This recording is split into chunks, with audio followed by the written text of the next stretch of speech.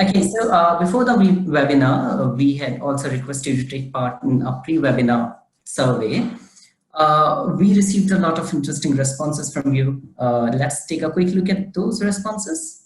The first question we asked was, what is assessment in the context of teaching and learning?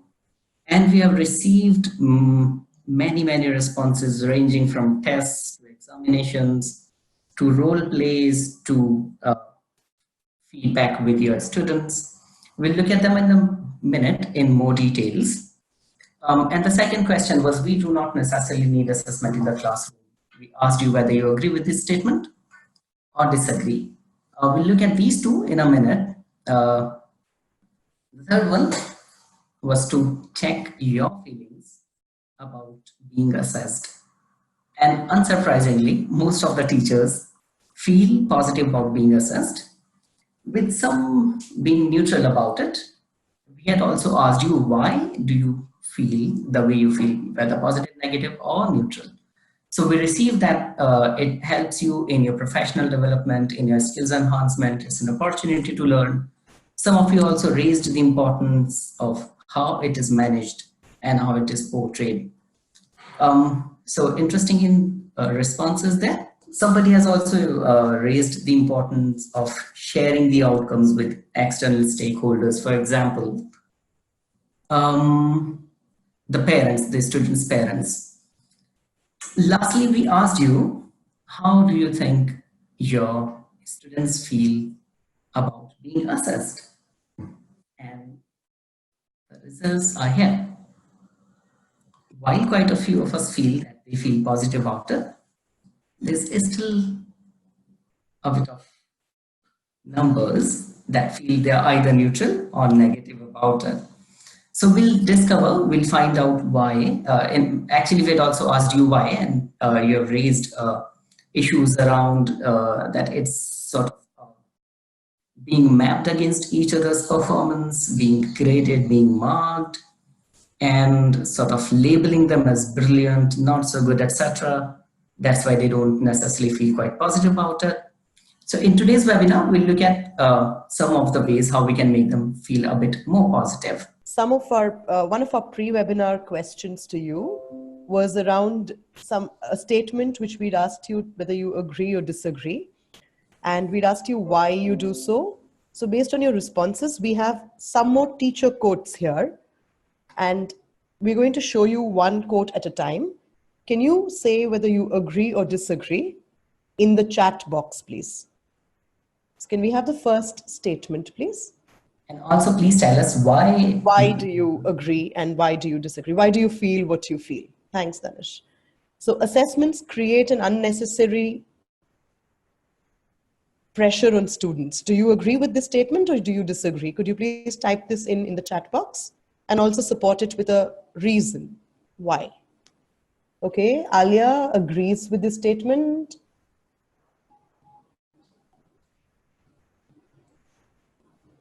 Okay, disagree.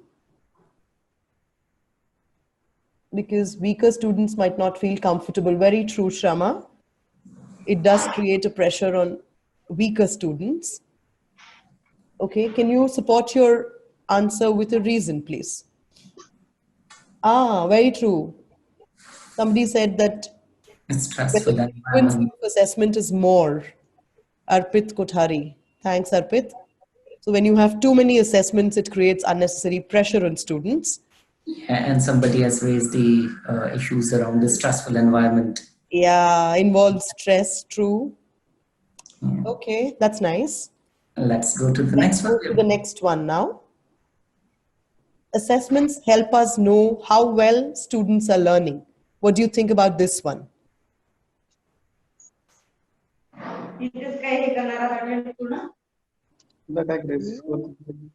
Okay, when the form of assessment is not interesting. Formative assessments do help, I agree, yeah. And now let's start to look at the next one, assessment. Yeah, okay, what about the third one? Oh. Can we have the third statement, please? It is essential to assess students regularly to establish accountability. This is an interesting one. What do you think about this one? Okay. Most of you say yes. It is important to establish accountability, right? Okay, but whose accountability are we talking about?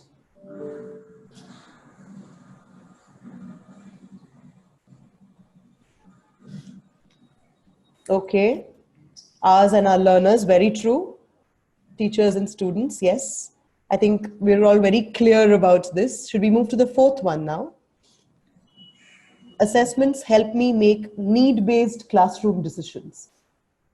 So do you rely on your assessments to help you decide on your next classroom routine? Excellent. Okay, to some extent. Wonderful. So most of you feel Also, positive about this. You agree with this? Okay. Let's move to the next one. Okay, this came from one of our participants. I think we do not need any assessments beyond scheduled tests and exams in the academic calendar. What about this statement? So you only need your semester exams and your unit tests, no other assessments at all. We need formative assessments along the way, absolutely. Disagree. Okay, so unanimous disagreement there. That's great. Academic exams must be broken down to smaller tests. It should be a continuous process. Okay. And the final one, assessment is not a one-off event, but a part of everyday classroom teaching. Do you agree with this one? I think this kind of, yeah. So most of you agree with this. This kind of contradicts the previous one. Yeah, so everybody who disagreed to the previous one would have agreed to this one. Brilliant. Statements around assessment. So how do you assess students? This was another question we'd asked you in the pre-webinar task. And we've tried to categorize your responses and we've tried to kind of get the common ones together. So here are the responses.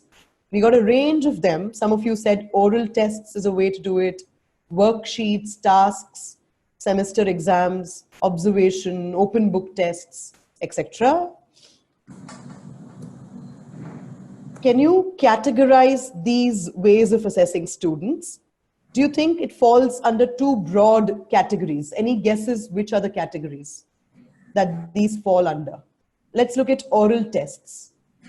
So which category do you think oral test falls under? Which category of assessment? Okay, formative and summative. Any other categories you can think of? Anything that comes to mind? Yeah, I think we're looking at approaches to assessment. Approaches to assessment. Any approaches that come to mind? Wonderful. I saw somebody, Suyog's written AFL and AOL. Okay, what do you mean by AFL?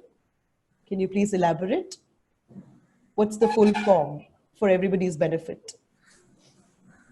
I'll give it away. Brilliant, yes. Let's give it away. So assessment of learning and assessment for learning. AOL stands for assessment of learning and AFL stands for assessment for learning.